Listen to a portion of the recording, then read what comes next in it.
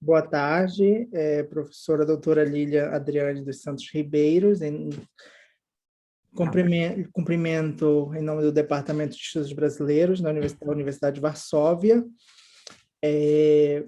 Fico muito contente, né, e honrado de tê-la aqui conosco, participando da nossa 9ª sessão, né, do nosso ProLink, que é o nosso ciclo de seminários em linguística, literatura e cultura, né, voltado para os estudos em língua portuguesa, estudos portugueses, estudos brasileiros. Eu passo agora a ler uma pequena nota do currículo da professora Lília, que diz o seguinte: Lília Adriane dos Santos Ribeiro é coordenadora da área de Filologia Galega e Portuguesa da Universidade de Sevilha, é professora das disciplinas Iniciação à Língua e Cultura Portuguesas e Português 1 nos cursos de graduação em letras e da disciplina Metodologias para o Ensino de PLE com menção à língua portuguesa no mestrado mais ILE da mesma universidade. É licenciada em Letras, Português, Habilitação Espanhol e Italiano pela Universidade da Amazônia, Brasil, e pela Universidade de Salamanca. É mestre em Linguística Aplicada ao Ensino do Espanhol como Língua Estrangeira pela Universidade de Salamanca. Também é mestra em Licenciatura em Literatura Espanhola pela Universidade de Sevilha e doutora em Literatura Comparada pela mesma universidade. É pesquisadora do Grupo de Línguas em Contato, Tradução, Ensino, Linguística e Literatura da Universidade de Sevilha. Também é avaliadora da parte oral do exame CAPLE da Universidade de Lisboa e do vestibular em Sevilha. Também é elaboradora dos materiais didáticos de língua portuguesa do governo da Andaluzia, Espanha. Muito obrigado, professora, pela sua presença, e a partir de agora o espaço é todo seu. Eu estava até procurando para saber quem era essa que você estava apresentando. Olha, muito obrigada. Em primeiro lugar, bom dia, boa tarde e boa noite, dependendo de onde vocês estejam. Eu quero agradecer a presença de todos e todas. Quero agradecer o convite do professor, que é meu querido amigo, professor Samuel, e quero também estender esse agradecimento ao Departamento de Estudos Brasileiros. Eu não vou demorar muito, eu só quero que vocês me digam se estão vendo a minha apresentação.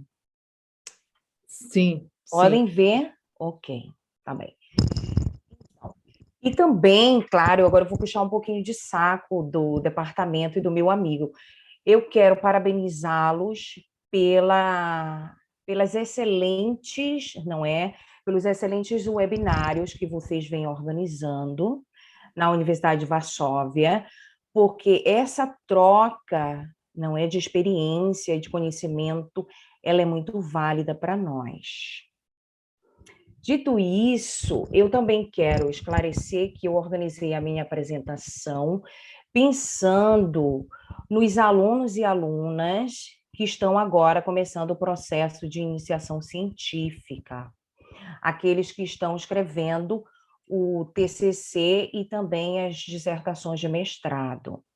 Então, o que eu fiz? A minha apresentação, ela consiste no seguinte: primeiro eu vou mostrar para vocês a estrutura do meu trabalho, que nós chamamos também de esqueleto, e depois eu vou explicar no que consiste este trabalho. Tá bem? Vamos começar então. O título da minha apresentação de hoje é Gênero, Autobiografia e a Voz Feminina nos Romances de Raquel de Queiroz. Vocês conhecem a escritora Raquel de Queiroz? Todos conhecem a escritora Raquel de Queiroz? Já leram algo sobre ela? Ou algo dela? Podem colocar a resposta no chat ou responder pelo microfone, por favor. Alguma Sim, entrevista, alguma aqui estão crônica? dizendo, não muito, não conheço muito, sim, sim, o 15. Ok, já leram então o 15. Perfeito, que é uma das obras que nós vamos falar hoje. Então, esta é a Raquel de Queiroz, para quem não conhece. A Raquel, ela foi a primeira mulher a entrar na Academia Brasileira de Letras. O 15, que vocês acabaram de escrever aí, a consagrou na literatura regionalista nordestina e ela foi a única mulher do movimento modernista do Brasil, não é aceita. Raquel também, ela foi uma peça-chave na consolidação da escritura e da escrita feminina e a profissionalização da mulher como escritora no Brasil. Então, vejam, esta é a Raquel de Queiroz e é sobre ela que eu vou tratar hoje. Este é o índice do meu trabalho, também para que eu não me perca. Vou tocar em todos esses pontos, espero tocar e não passar muito tempo. Estou aqui controlando também o tempo, para vocês não ficarem muito cansados. E primeiro, o que eu vou falar para vocês aqui? Primeiro, eu vou falar sobre a gênese desse trabalho. A gênese desse trabalho nos remete ao ano de 2004, faz muito tempo, quando eu comecei a pesquisar e a escrever o meu TCC. E neste primeiro momento, este trabalho ele recebeu o título de Lucérnagas em Caminhos de Pedras, o estético e o político como alternativa de transgressão. Este trabalho, ele foi inicialmente um trabalho de literatura comparada, em que eu fiz a análise comparativa e contrastiva de dois romances. Um é Lucérnagas, da escritora espanhola Ana Maria Matute, e o outro é Caminhos de Pedra, da escritora Raquel de Queiroz.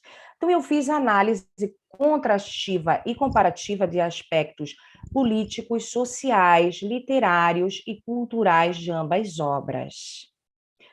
E também eu ampliei esse trabalho para o meu doutorado. Só que na minha época, o doutorado, ele consistia, porque é antes do Plano Bolonha, ele consistia em duas teses, que na verdade é o que nós chamamos de diploma de estudos avançados, que se nós formos fazer uma comparação, é como se fosse uma dissertação de mestrado e depois a tese doutoral, não é? Como uma introdução para a tese doutoral. Então, o que eu fiz? Eu ampliei essa pesquisa, esse trabalho do TCC para o DEA. Mantive a análise contrastiva e comparativa dos aspectos políticos, sociais, econômicos e literários, e aqui eu ampliei e resolvi começar a fazer a análise autobiográfica das novelas, que no caso se diz novelas pós-guerras, mas são romances pós-guerra da Raquel de Queiroz e Ana Maria Matute. Só que o que eu fiz aqui? Eu me centrei nas personagens, nas protagonistas de ambas novelas, que no caso seriam de ambos romances. No caso da Raquel de Queiroz, do Caminho de Pedras, seria a Noemi, e a protagonista da obra Lucérnagas, da Ana Maria Matute, era Soledad. Quando eu defendi o DEA, por unanimidade, todos da banca me disseram que eu tinha que deixar de lado a Ana Maria Matute e as obras da Ana Maria Matute. E eu tinha que fazer um trabalho só da Raquel de Queiroz, não é? Que para mim não seria novidade, porque eu conheço a Raquel de Queiroz faz muito tempo. Mas eu fiquei assim chocada e curiosa ao mesmo tempo, porque aqui na Espanha ninguém conhecia a Raquel de Queiroz, ou poucos conheciam, não é? Então o que eu resolvi fazer aqui? Eu escolhi 3 obras que foram o 15, Caminhos de Pedras e As Três Marias. E, nesse momento, eu me centrei em fazer a análise autobiográfica de todos os personagens, não só das protagonistas, mas também dos personagens secundários, não é? Que estavam na obra. E esse trabalho, ele recebeu o título de A Voz Feminina na Narrativa de Raquel de Queiroz, Análise Autobiográfica. Aqui vocês podem ver que é análise autobiográfico, né? Porque aqui em espanhol se diz análise é masculino, né? E o corretor, ele fez a correção aqui, mas vejam que é análise autobiográfica dos romances pós-guerra. Mas eu mantive o título original lá do DEA. Então, continuo. Por que motivo? O que me levou ou o que me levaram a escolher este trabalho? Não é o motivo, o porquê deste trabalho? Foram muitos os motivos. Primeiro, o meu interesse pela literatura de autoria e pela crítica feminina tiveram as suas origens na condição marginalizada da mulher, com relação ao discurso hegemônico como discurso que cristaliza a representação do sistema dominante, o patriarcado e o falocentrismo. Também eu comecei a questionar, eu me questionava muito, em que medida a escritora Raquel de Queiroz ela teve as suas obras incluídas no cânone literário do Brasil como produtora cultural. Também, isso foi um ponto muito importante, também eu queria averiguar por que a escrita autobiográfica é um gênero atribuído às mulheres, não é? Por quê? Eu queria saber por quê. E queria mostrar como a Raquel de Queiroz ela usou a ficção, a descrição e o romance como forma de denunciar as desigualdades e as injustiças sociais. E no contexto espanhol, poucos sabiam o que era o regionalismo nordestino. Então, eu queria mostrar as características deste movimento dentro da obra da Raquel de Queiroz. E aí eu vou abrir aqui um parêntese. Quando eu comecei a escrever a minha tese, de 2 obras, de O 15 e Caminhos de Pedras, eu já tinha escrito 618 páginas. E faltava eu analisar as Três Marias. Imagina, eu já tinha 618 páginas só com 2 obras e faltava a terceira. Então, a minha orientadora, ela me disse, Lília, para de escrever. O terceiro romance, As Três Marias, você escreve um artigo ou publica um livro, mas você precisa parar de escrever. Então, foi por isso que eu deixei aí, não é? Eu restringi a minha tese doutoral no 15 e Caminho de Pedras.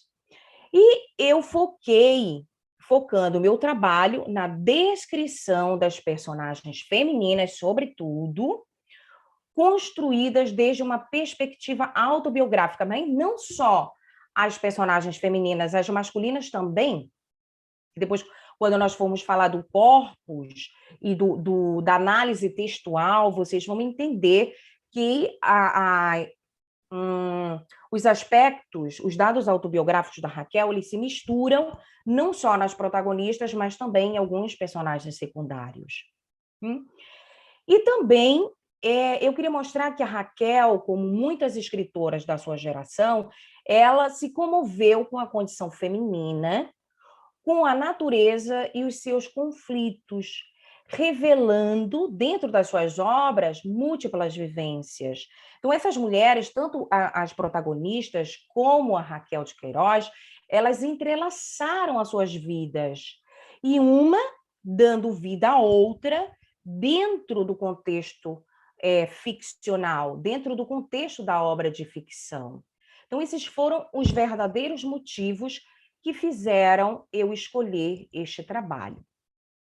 Agora, eu vou abrir outro parêntese, porque vocês sabem que a escrita autobiográfica, ela era considerada como um gênero menor, não é? E se fosse escrito por mulheres, era uma autobiografia com minúscula. Então, por isso, muitas escritoras, embora escrevessem autobiografias, elas negavam por ativa e passiva, porque elas não queriam ser enquadradas como escritoras de um gênero menor, ou um gênero que era pejorativo, que não tinha valor, não é? Então, pensando nisso, o que a Raquel fez? Ela, em muitas ocasiões, ela negou que a obra dela era autobiográfica, mas, em muitas ocasiões. Mas depois saiu um livro que se chama Tantos Anos, que é de 1998, este livro aqui, eu tenho nas minhas mãos, e depois um livro que se chama Não Me Deixe, Suas Histórias e Sua Cozinha, de 2000. Ela escreveu em parceria com a irmã Maria Luísa e uma infinidade de entrevistas, de depoimentos que ela deu, que depois ela começou a assumir que as suas obras eram autobiográficas. Tanto é que ela diz que as suas obras elas têm um rico componente autobiográfico. E eu trago aqui essas palavras da própria Raquel, não é? Quando ela confessa que ela diz assim: sim, mas eu digo a você que a parte mais difícil do romance foi diluir o âmbito propriamente pessoal, o depoimento, a lembrança pessoal, e é claro que tive uma enorme dificuldade de retratar pessoas vivas sendo amigas delas. Então, aqui ela já começa a dar o braço a torcer e falar que as obras são autobiográficas. Aqui eu trouxe os objetivos da minha tese. Vocês sabem que o trabalho ele é constituído de objetivo geral e outros específicos. Então, o objetivo geral da minha tese, desta pesquisa, pretendia, que foi passado, isso imaginem, essa tese eu defendi em 2012, não é?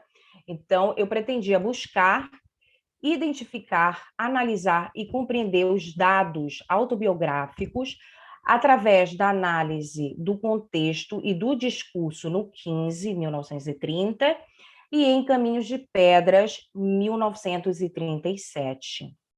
Pretendia, vou ler em passado porque já faz tanto tempo, pretendia mostrar a escrita autobiográfica de Raquel de Queiroz, sobretudo nas personagens femininas que protagonizavam ou protagonizam as obras.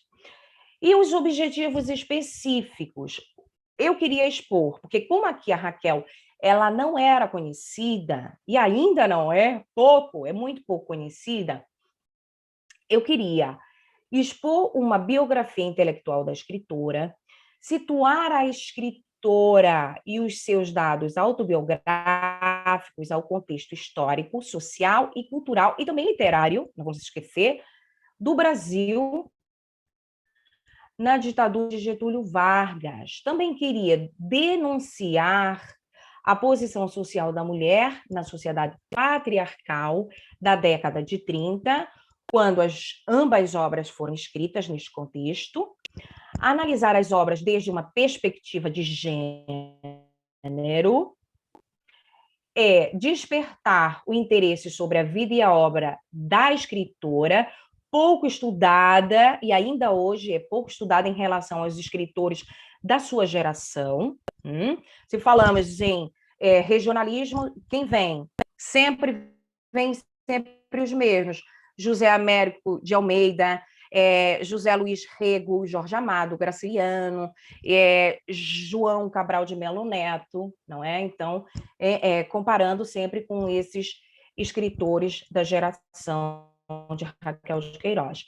Demonstrar o valor literário da mesma e fazer uma reflexão crítica do discurso essencialista do cânone literário. E aqui a gente já vai pisando em terrenos muito já de conflito, não é?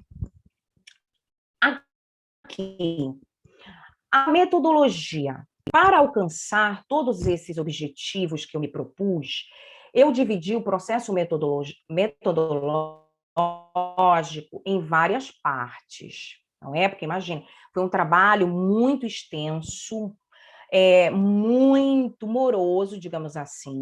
Vou beber um bocadinho de água. Então, eu tive muito tempo, não é? Eu tive que fazê-lo durante muito tempo. Foram mais ou menos 4 anos de pesquisa para essa tese. Então, a primeira parte, o que eu fiz na primeira parte? Eu procurei as informações e a bibliografia pertinentes sobre os temas teóricos em estudo. 2, fiz a revisão documental e o planejamento geral do trabalho para poder definir que tipo de metodologia eu ia usar, eu ia seguir. E nessa primeira parte, o que eu comecei a fazer? Escrever o primeiro capítulo, que é o capítulo teórico, que nós conhecemos como marco teórico, não é? E a partir daí eu também fiz a revisão deste capítulo. A segunda parte foi uma parte muito difícil, porque aqui eu não tinha material sobre a Raquel de Queiroz. Essa foi a minha grande dificuldade de encontrar materiais aqui. Tive que viajar muito ao Brasil, tive que viajar muito a Portugal, não é? E pedi muita ajuda aos colegas e amigos familiares que moravam tanto em Portugal, no Brasil, para que me ajudassem a conseguir levantar essa bibliografia, não é? Então, o que eu fiz aqui nessa segunda parte? Dediquei-me a pesquisar e escrever uma biografia detalhada sobre a escritora, fazendo uma procura exaustiva de bibliografia, de entrevistas, de tese, monografias, vídeos, tudo que vocês possam imaginar. Entrevistar pessoas próximas, familiares, e depois eu fiz a revisão da mesma. O terceiro passo é a parte já de análise autobiográfica. Então, o que eu fiz? Eu fiz um levantamento bibliográfico também, de livros, revistas, jornais, ensaios, teses, monografias, entrevistas, cartas, fotos, tudo que fosse possível que eu encontrasse sobre Raquel de Queiroz. Imaginem, durante mais ou menos 7 anos da minha vida, eu respirava e vivia Raquel de Queiroz. E aí, o que eu fiz? O segundo passo? Fiz a análise dos dados autobiográficos, tendo como ponto de apoio todos os materiais anteriormente mencionados, situei as obras, as personagens, ao contexto histórico, sociocultural e político do Brasil, mais concretamente aos contextos das cidades de Fortaleza e Rio de Janeiro, onde gira, não é? Onde é o cenário das obras, dos romances, e escrevi o capítulo, não é? Os capítulos, porque são 2 de análise textual, e fiz a sua devida revisão. E a última parte, que foi a quarta parte, por fim, não é? Já comecei a ver a luz no fim do túnel, esteve destinada à redação final da tese e a sua correção, impressão, entrega e depois a defesa. Agora vamos chegar ao corpus do trabalho, né? O corpus do trabalho, a estrutura do meu trabalho. Vocês podem ver aqui que eu pus 4 capítulos, não é? Mas destes 4 capítulos aqui, dentro de cada um deles, eu escrevi mais ou menos entre 4 ou 5 subcapítulos, não é? Então, eu não poderia pôr aqui todos os subcapítulos. Eu peguei a ideia principal. Por exemplo, o capítulo 1 fala sobre a escrita autobiográfica. O segundo capítulo sobre a história de um nome, a síntese biográfica e trajetória literária de Raquel de Queiroz. E já o terceiro e o quarto capítulo eu nomeei como as três Raquéis, não é? Que é justamente a Raquel de Queiroz, Conceição e Noemi.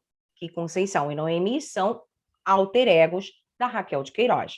Mas dentro desses grandes capítulos, desses macros capítulos, tem subcapítulos, não é? Mas a ideia principal é esta. Agora eu vou para cá. Agora que vocês já conhecem a estrutura do meu trabalho, antes de falar do que consistiu a minha pesquisa e falar um pouco sobre ela, eu queria começar com duas perguntas básicas, não é? Uma delas, eu queria que vocês pusessem o microfone ou escrevessem aí no chat, não é? Eu queria saber de vocês. Vocês acham que só as mulheres escreveram autobiografias? O que vocês acham?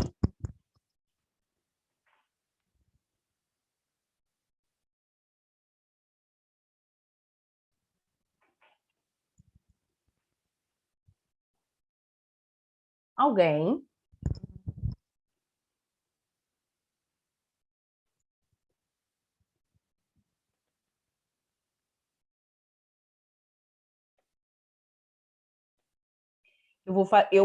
Todas as vezes que eu dou aula, e aí ninguém me responde, eu tenho um boneco. Aí eu ponho assim, o boneco. Tem alguém aí? O que vocês acham? Vocês acham que só as mulheres escreveram autobiografias? Estão escrevendo aí, não é? Sim. Temos resposta no chat. Estou lendo aqui, ó. Sendo sincero, não acho que conheça alguma autobiografia de alguma mulher, mas conheço algumas dos homens. Perfeito, muito bem. Essa tua resposta vai contribuir muito. E temos outra aqui, não conhecia. Ok. Agora, ao que respondeu que só conhece autobiografia masculina, eu vou fazer a segunda pergunta. Conheces alguma autobiografia escrita por algum homem? Poderias citar alguma? Alguma autobiografia?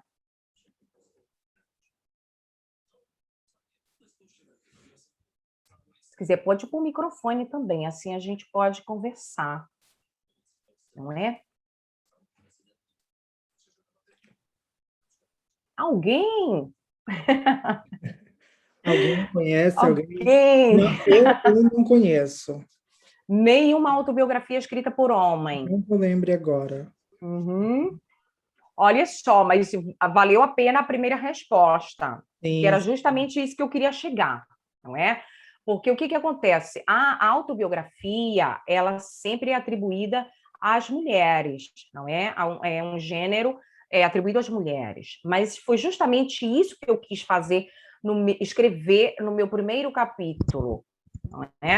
Então, o primeiro capítulo, ele é de caráter introdutório e de enquadramento ao resto de capítulos da minha tese, né? Então, o que eu faço aqui? Eu exponho os principais aspectos sobre a teoria de gênero e também sobre a teoria autobiográfica, né? E eu não abri mão de fazer um subcapítulo do quê? E eu vou explicar para vocês agora. Eu mostro a origem e a evolução do gênero autobiográfico desde um ponto de vista diacrônico. Então, eu me preocupei de fazer um levantamento tremendo desde a Antiguidade Clássica, passando por Roma, passando pelas autobiografias religiosas, a Santo Agostinho, que foi aí que teve uma alavanca, não foi? Que teve a visibilidade desse gênero, desse tipo de texto, depois do século XVI, XVII, XVIII, XIX, até chegar à atualidade, não é? Mas atualidade eu digo 2012, não é? Que foi quando eu terminei de escrever, de pesquisar para entregar a tese. Então eu posso citar muitos para vocês. Eu posso citar Platão na Sétima Carta, que é a epístola, não é? Que hoje em dia não se sabe ao certo se foi ele que escreveu ou se foi um discípulo, não é? Mas até que se prove ao contrário. Nós temos também as cartas de Marco Túlio Cícero, que deram origem à autobiografia política. Nós temos também Marco Aurélio, com as suas meditações. Nós temos as confissões de Santo Agostinho, não é? Temos também as confissões de Rousseau. E se nós formos já à parte contemporânea, nós temos muitos também, mas eu não vou poder falar todos aqui, não é? Por exemplo, nós temos Gandhi, nós temos Garcia Marques, que ele escreve um livro autobiográfico que se chama Vivir para Contarla. Nós temos Vargas Llosa, que é El Pez Dentro del Agua. Nós temos Paul Sartre, não é? As Palavras. Se formos ao Brasil, nós temos Graciliano Ramos, com a infância. Nós temos também Oswald de Andrade, sobre as ordens, não é? Sobre as ordens de mamãe. Então, eu poderia citar muitas autobiografias escritas por homens. E mulheres, então, eu tive um capítulo de 80 páginas só de autobiografia feminina na Europa e no Brasil. Então, respondido as duas perguntas. Agora eu vou passar para cá. Lilian, você tem alguns comentários. Sim, vamos lá.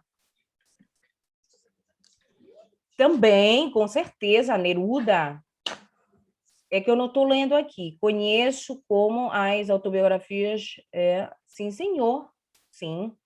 Parece que os músicos masculinos geralmente escrevem suas autobiografias, biografias das artistas femininas aparecem geralmente depois da sua morte.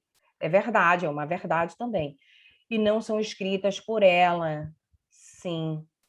Muito bem. E aquelas que escrevem, elas negam, não é? Aquelas... Agora nós vamos chegar em outro ponto também de debate. Então, eu quero que vocês saibam, como nos diz aqui Sheila Maciel, que o intuito autobiográfico, ele é tão antigo, não é? Quanto a escrita, ou melhor dizendo, é tão antigo quanto o desejo humano de registrar as suas vivências, não é? Teve aqueles estudiosos que eles definiram o gênero autobiográfico, não é? Os textos autobiográficos em categorias. Por exemplo, a Cavalier, ela divide, não é? Ela define em 5 categorias. São as autobiografias, os autorretratos, as memórias. Eu quero que vocês gravem esta palavra, memórias. Muito importante, memórias, não vão esquecer. Os diários íntimos e as epístolas. Epístolas também gravem, que são as cartas canônicas. Também Leogenet e Girardi, eles classificam texto como cartas. Aí vocês já vão esclarecendo a diferença entre o masculino e o feminino, a autobiografia feminina e a masculina. Como cartas, diários e autobiografias, como os que trabalham a vida individual, privada, íntima, o âmbito doméstico, não é? Enquanto que as memórias, nas memórias, o que acontece nas memórias?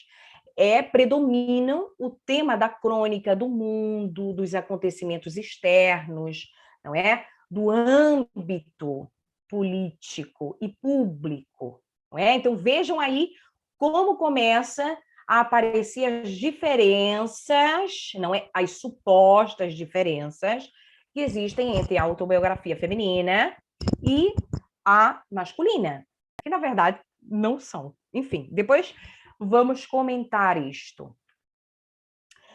E é justamente isso que eu quero perguntar para vocês. há alguma diferença entre a autobiografia feminina e a masculina? O que vocês acham? Vocês acham que esteticamente o conteúdo de agora, vocês acham?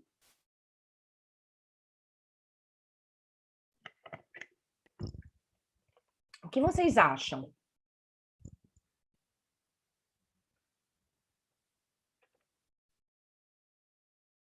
que vocês acham? Perdão. Acham que há alguma diferença entre a masculina e a feminina? Alguém se arrisca?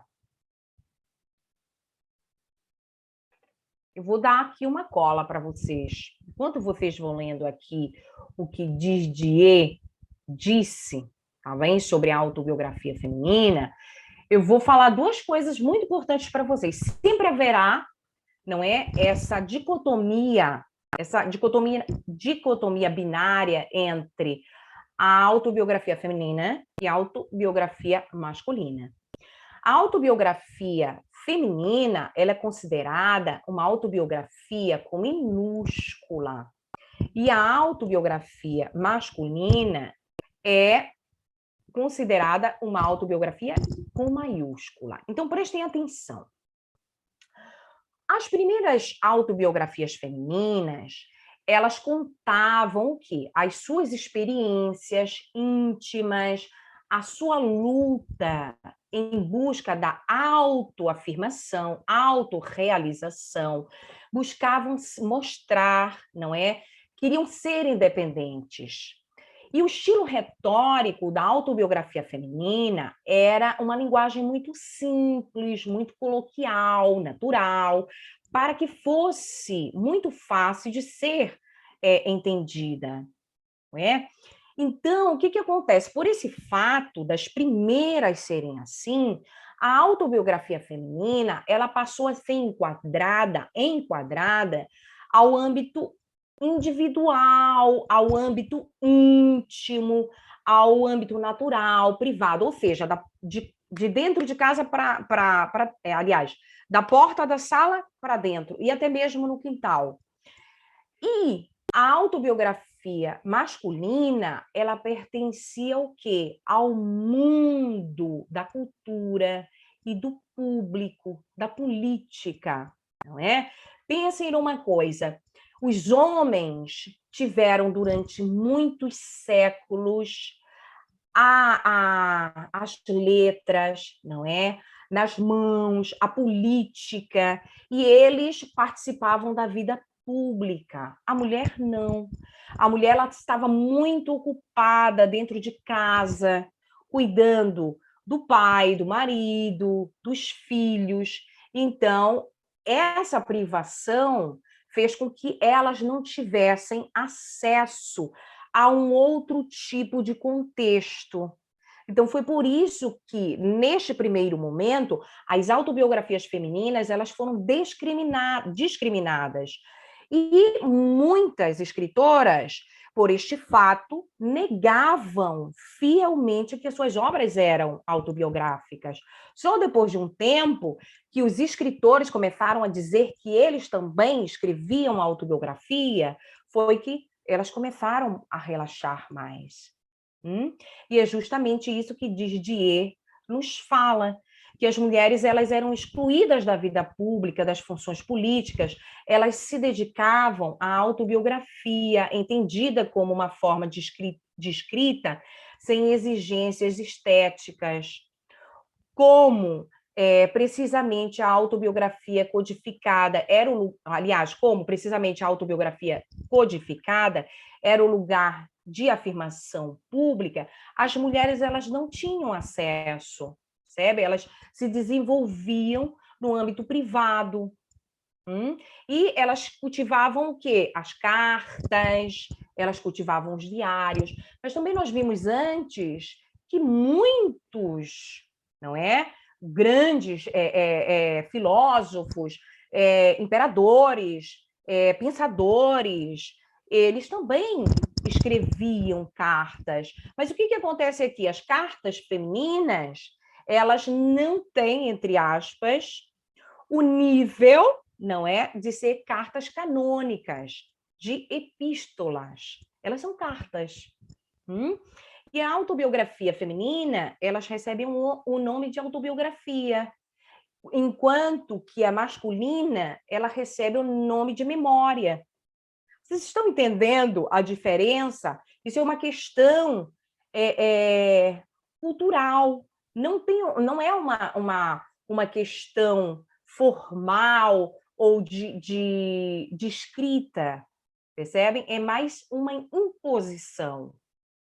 Então, olha, e justamente pensando nessa autobiografia com minúscula, é que duas pensadoras Stenton, ela define, ela denomina autoginógrafa ou autogenográfica a autobiografia escrita por mulheres, que era justamente o que eu disse antes para vocês, né? Aparece, segundo esta autora, ou esta escritora, marcada por múltiplas ocasiões pelo conflito binário sempre, não é? Entre o privado e o público, entre o profissional e o pessoal, não é? Tipo, esse conflito que gera entre o que é certo e o que é errado, não é? Entre o bom e o mal. E Sixus, que é uma filósofa, ela vai muito mais além, não é? Ela é extremamente transgressora. Ela diz que nós, mulheres, nós temos que escrever com o nosso corpo. Nós temos que inventar a nossa própria língua para destruir, não é? Toda essa teoria literária androcêntrica, não é? Que fez com que as mulheres fossem submetidas durante muito tempo a esse formalismo literário, né? Porque nós, vou pôr uma situação simples. Um homem, quando escrevia, não é, sobre personagens femininas, ele escrevia a personagem de acordo com que ele acreditava que era uma mulher. Como um homem pode escrever sobre o ciclo menstrual, como os obstáculos que passa uma mulher, ou, por exemplo, o processo de gestação, não é? Então, nós, durante muitos séculos, nós fomos personagens irreais, inventadas. E a cultura patriarcal nos via desta maneira, não é? E nós não éramos assim. E eu já vi que já extrapolei o meu tempo. Então, olha só, preciso de alguns minutinhos mais, professor. Também, professora, pode continuar mais uns 10 minutos. Ok, Depois abrimos as perguntas. Ok, prometo ser bem rápida nesta parte aqui. Então, o segundo capítulo da tese foi sobre a história de um nome, a síntese biográfica e trajetória literária de Raquel de Queiroz.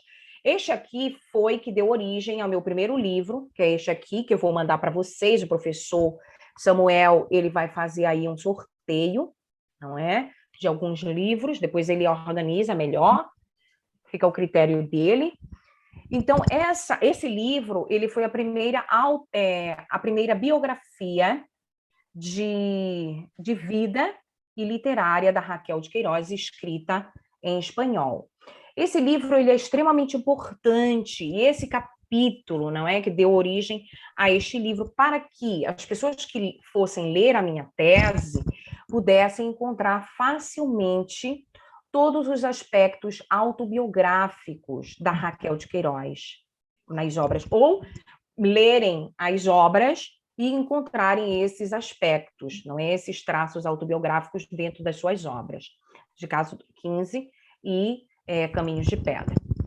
E aqui eu trouxe, só vou falar bem rapidinho, não vou me deter muito aqui. Aqui vocês podem ver a Raquel de Queiroz, não é?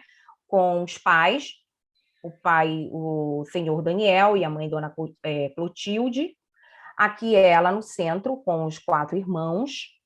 Aqui nós temos a mãe Titó, que era uma das empregadas da fazenda, cuidadora de todos eles, e está muito presente em quase todas as obras da Raquel de Queiroz. Aqui nós temos Oyama, que foi o segundo marido da Raquel de Queiroz, que viveu com ele durante 42 anos, não é, até a morte dele. E vocês podem ver aqui a cultura, o costume da rede, não é? Esse costume da rede, ele vai estar presente em todas as obras da Raquel de Queiroz. Agora passo aqui para uma doce anarquista entre freiras e camaradas. Aqui eu me centrei na adolescência da Raquel, quando ela entrou no Colégio Imaculada Conceição, quando ela tinha mais ou menos entre 11 e 12 anos, e saiu em 1925. Essa experiência deu origem à obra As Três Marias, que eu recomendo que leiam.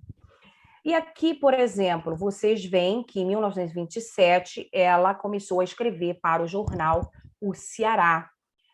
Foi no sentido de uma brincadeira, que ela escreveu uma crônica para a seção Queixa do Povo, sobre o pseudônimo de Rita de Queiluz, e gostaram muito, pensavam que era o pai dela e os irmãos que tinham escrito, e depois descobriram que era ela, e ela foi convidada, desde este momento, para colaborar com o jornal O Ceará. Nesta foto aqui, vocês veem que é de 1931. Em 1930, ela escreveu o 15, não é? Publicou o 15, e em 1931 ela foi ao Rio de Janeiro para receber o prêmio Graça Aranha. Esta viagem ela foi muito importante para Raquel de Queiroz, por 2 aspectos.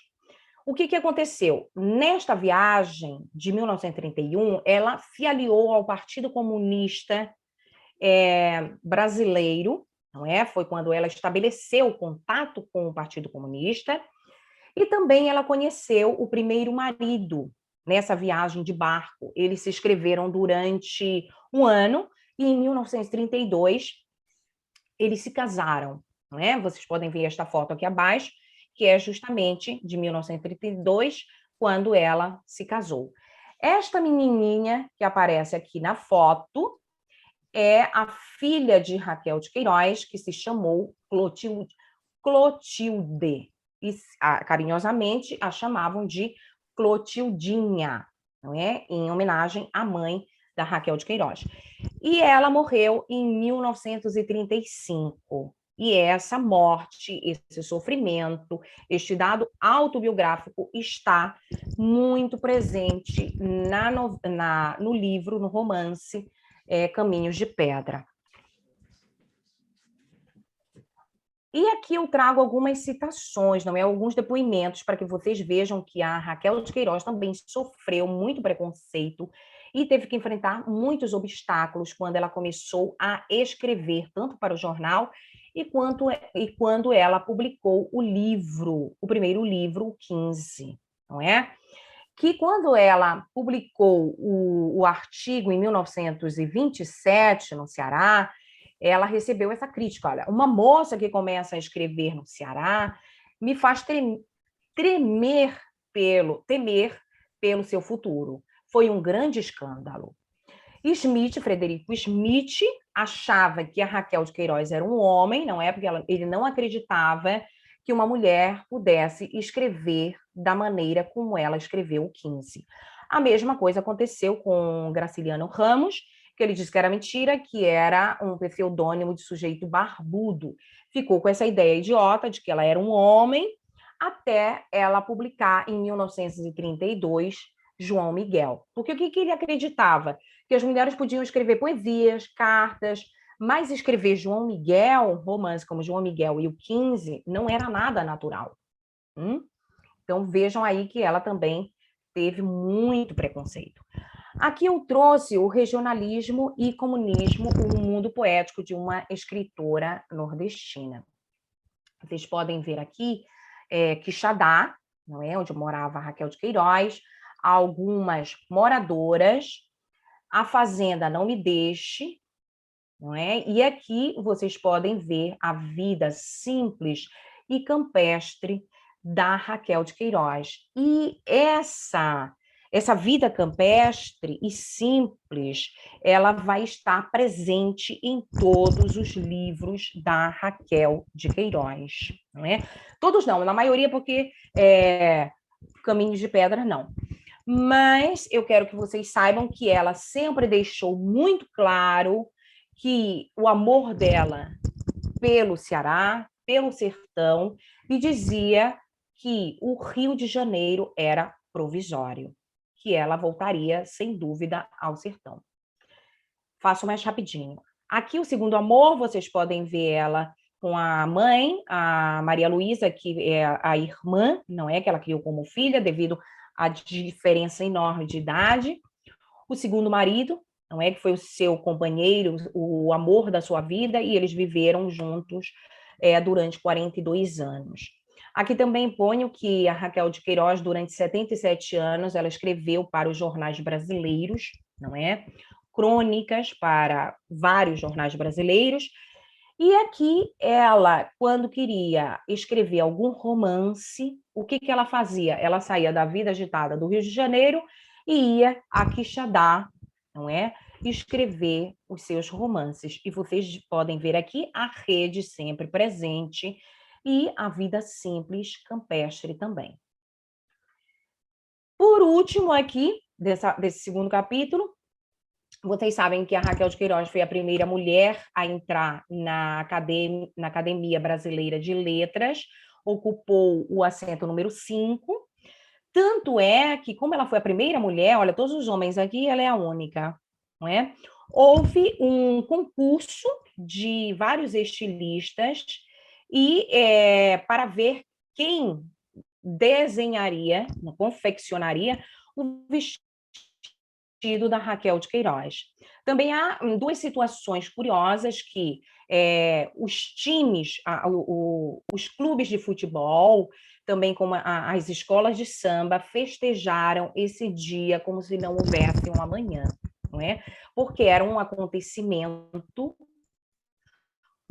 não esperado, não é? Era um acontecimento muito novo, não é? Tanto que vocês podem ver aqui, todos são homens e ela é a única. E, a partir daí, ela abriu caminho para muitas outras mulheres que entraram também na Academia Brasileira de Letras. Aqui vocês têm algumas das obras da Raquel de Queiroz, que com certeza conhecem, alguns já devem ter lido algumas delas. E agora vamos para a parte que interessa, não é? Prometo que essa é a última parte. Aqui, o capítulo 3 e 4, as três Raquéis, aqui se concentra a análise, não é propriamente dita, dos aspectos autobiográficos, nos dois livros, o 15 e Caminhos de Pedras. E aqui o que aconteceu?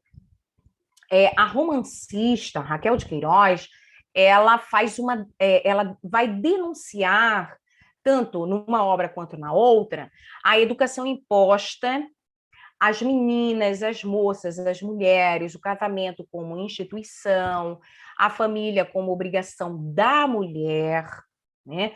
Então, a Raquel, ela se sensibilizou com a situação das mulheres e criou protagonistas transgressoras como ela mesma. Tanto é que ela compôs um grupo de escritoras que, através da escrita, elas lutaram, não é, contra o status quo.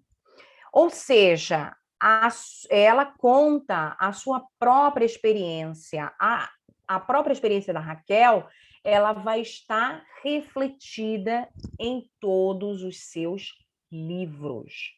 Todos, sem exceção de nenhum. Agora aqui, ó, a parte do terceiro capítulo, que é sobre a obra O 15, o primeiro subcapítulo se chama O Regionalismo Autobiográfico na Obra Queirosiana. Então, o que eu fiz aqui? Eu mostrei, não é, os principais aspectos, as principais características do movimento regionalista nordestino, os principais escritores, não é? E também a característica deste movimento dentro da obra da Raquel de Queiroz, não é?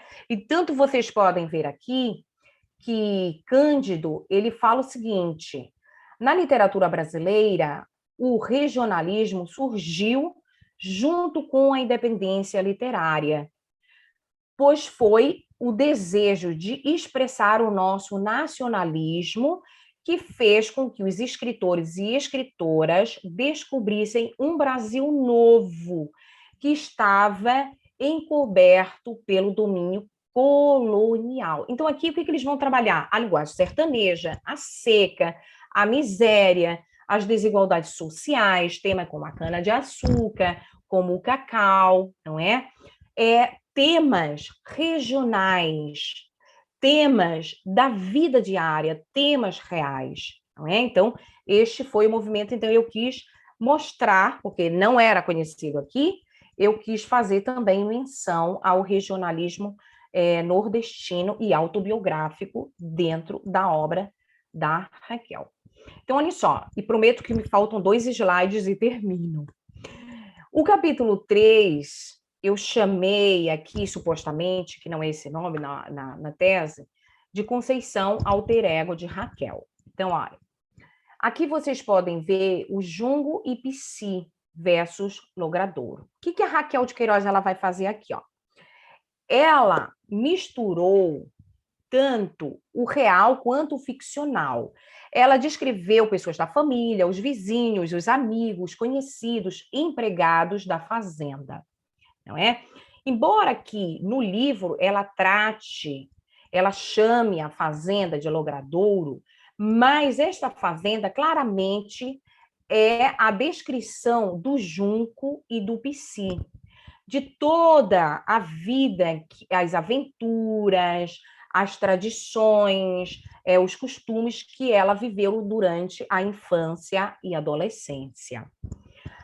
O livro ele vai contar a seca de 1915, que foi a grande seca, não é? Do Nordeste, do sertão nordestino.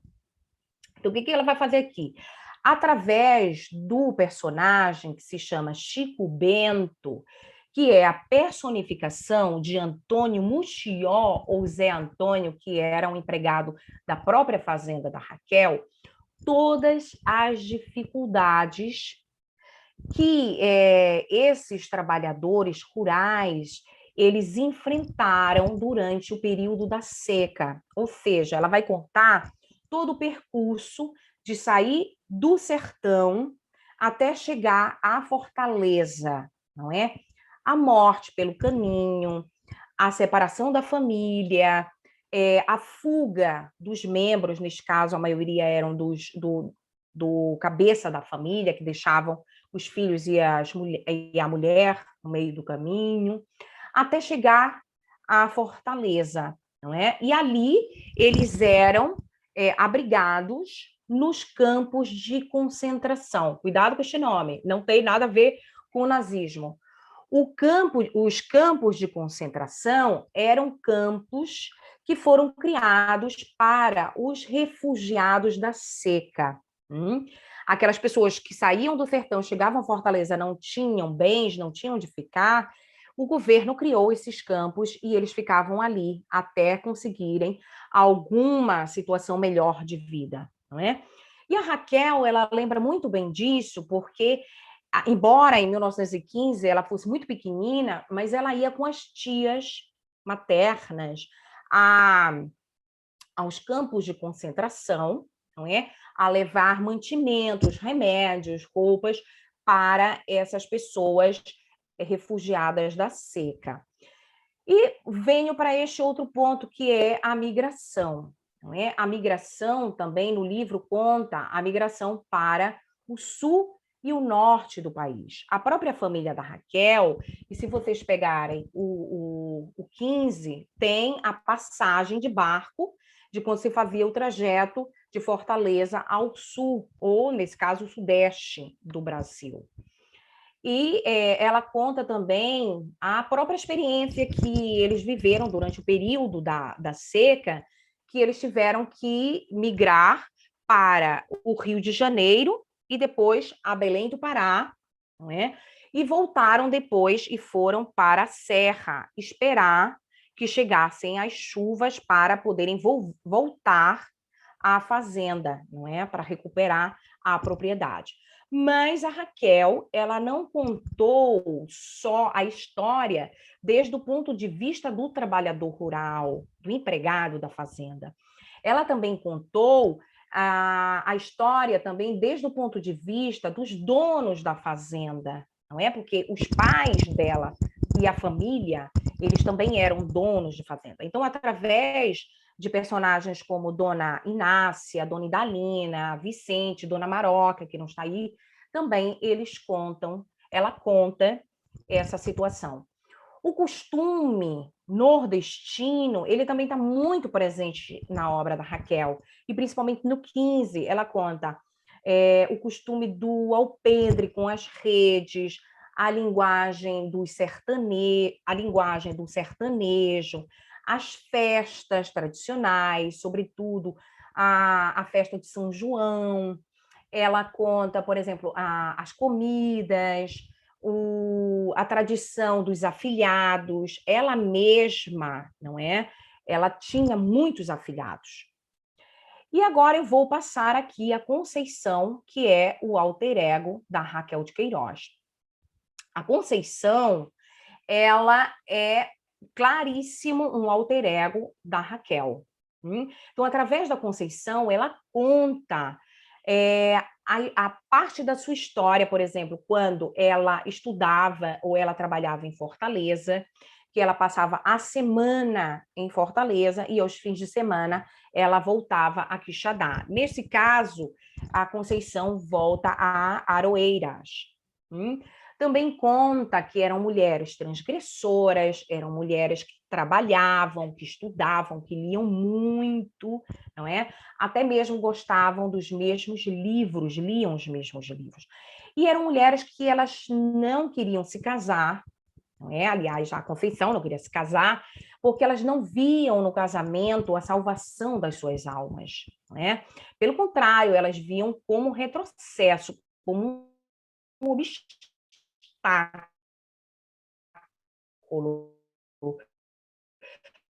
para tanto é, a Conceição ela não queria casar, né?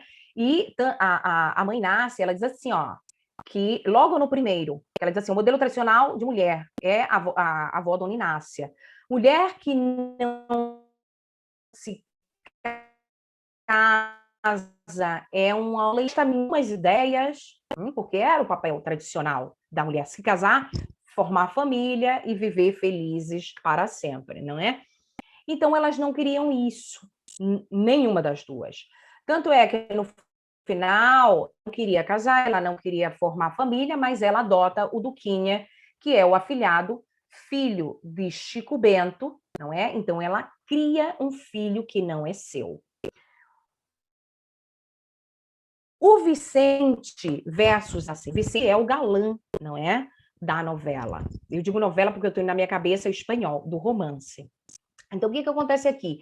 Eu tenho fortes indícios para acreditar que o Arcelino é o primo paterno da Raquel de Queiroz.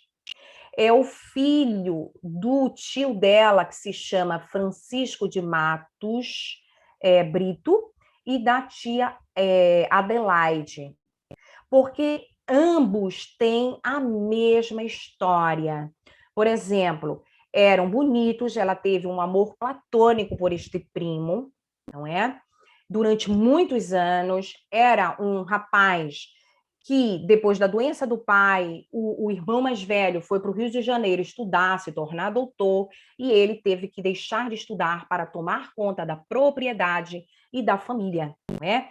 E também havia aí um abismo muito grande intelectual entre ambos, não é? Porque ele era um homem ignorante, ela era uma mulher estudada, não é? Que lia muito, e também ele, na hora H, não seria capaz de deixar a propriedade para ir à Fortaleza para que ela trabalhasse e crescesse profissionalmente, não é? Embora ela nunca tenha dito em nenhuma entrevista porque ela não levou adiante a relação com o primo, mas eu tenho fortes indícios que foi pelo mesmo motivo que a Conceição não quis o Vicente. E eu me molho, não tem pessoas que não se molham, eu me molho. E, para terminar, a Lurdinha, Alice e Marinha, assim como Dona Inácia, Dona Idalina e Maroca, são mulheres patriarcais, o modelo tradicional da mulher, não é?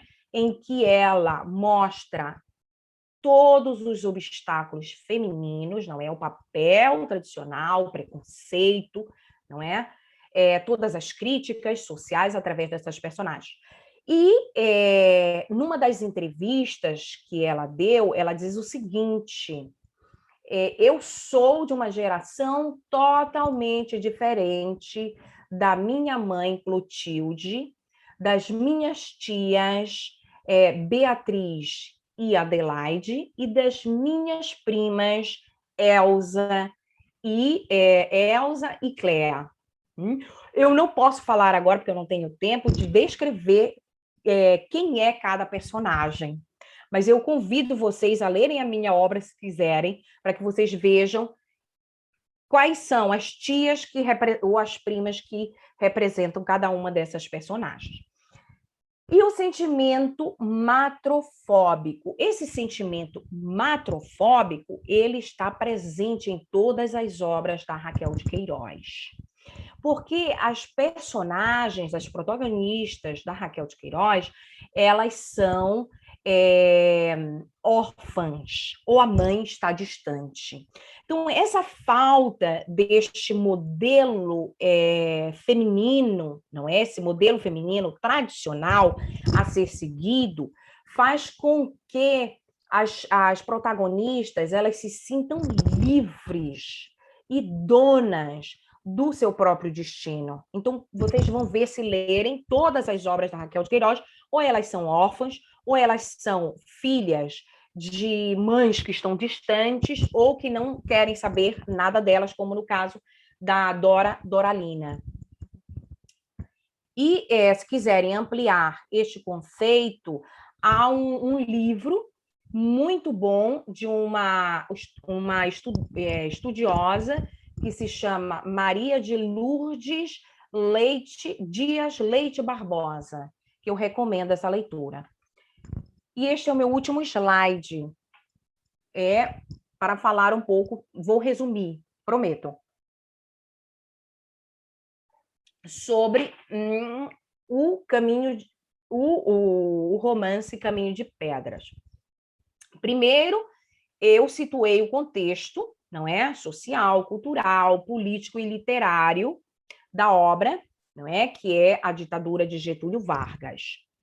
O título da obra é um título extremamente metafórico, representa todas as pedras, não é? Os obstáculos, essas pedras, elas representam os obstáculos e todas as dificuldades que tanto a escritora quanto a protagonista elas tiveram que superar, ultrapassar para alcançarem a sua liberdade, não é? Tanto e a sua autorrealização, liberdade profissional e também pessoal.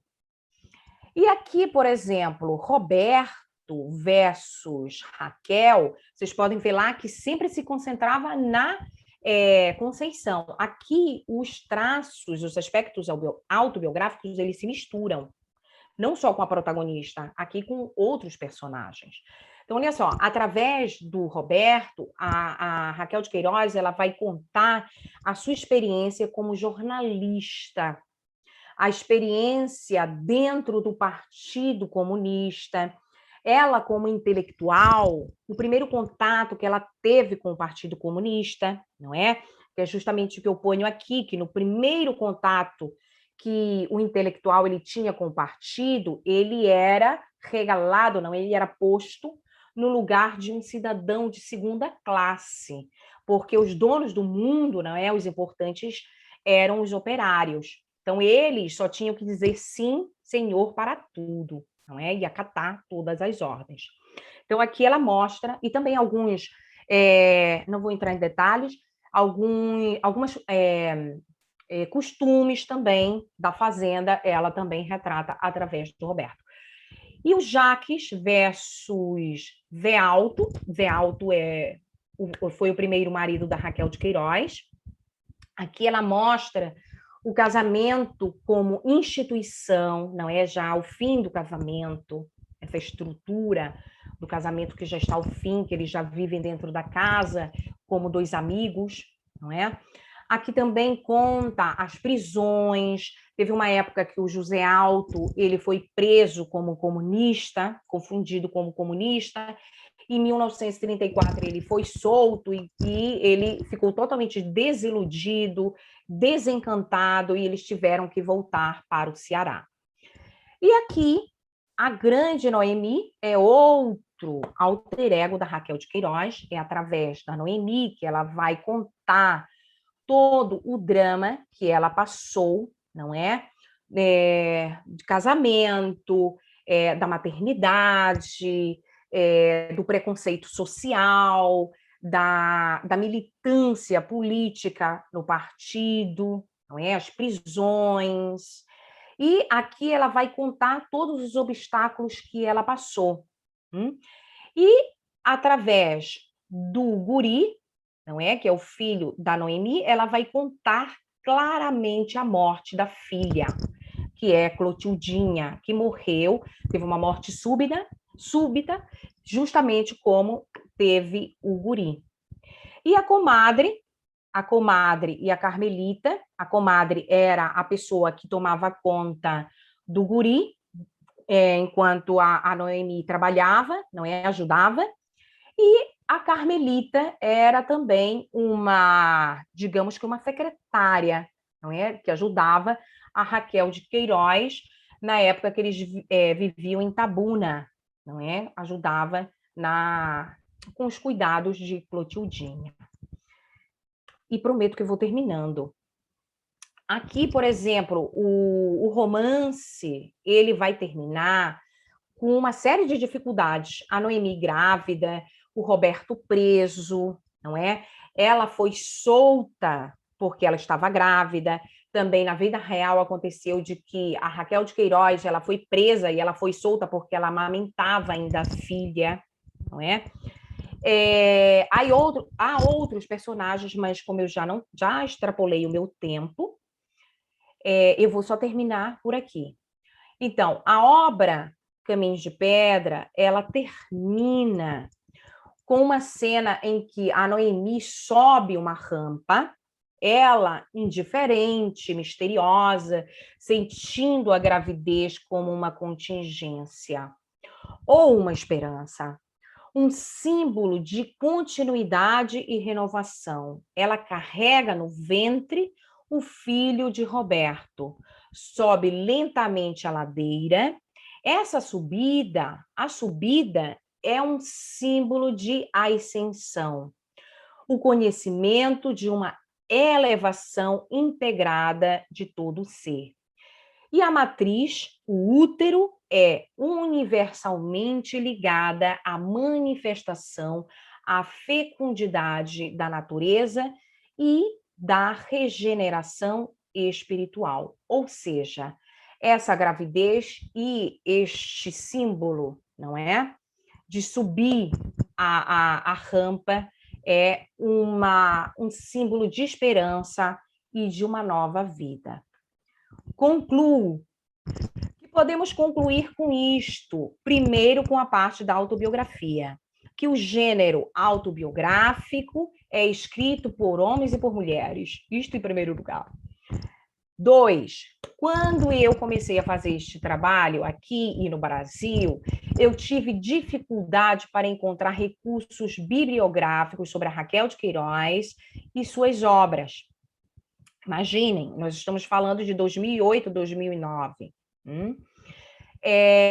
Porque ainda era muito pouco estudada, pois a sociedade ainda prefere aos escritores e as suas obras essencialistas masculinas. Também, enquanto a obra da Raquel de Queiroz, eu posso afirmar que a galeria de protagonistas de Raquel instaura o direito da mulher de defender sua individualidade e autodeterminação. A romancista recusa a questão amorosa, nenhum romance, não é? A questão amorosa vai se concretizar. Sempre vai ter um final trágico. Objetivo e traço da obra romântica tradicional, nos seus romances, apesar de descrever um amor muito intenso entre os apaixonados, opta sempre pela separação do casal e a perda da pessoa amada, em todas. Por outro lado, chama a atenção a falta de descendência em todas as suas protagonistas. Nas suas ficções, os filhos não existirão, morrerão em abortos, por doenças, ou ainda não nasceram, como o caso de Noemi. Suas protagonistas trilham caminhos individuais muito difíceis, frequentemente são derrotadas por essa dura opção, por essa escolha, que é como um castigo, não é? Toda a consequência. Mas todos os romances terminam, sem exceção nenhuma, em um passo rumo ao desconhecido, como algo incompleto. Deixo aqui um pouco da bibliografia e muito obrigada. Peço imensa desculpa por ter ultrapassado o meu tempo. Parabéns, professora, pela excelente comunicação, pelo trabalho.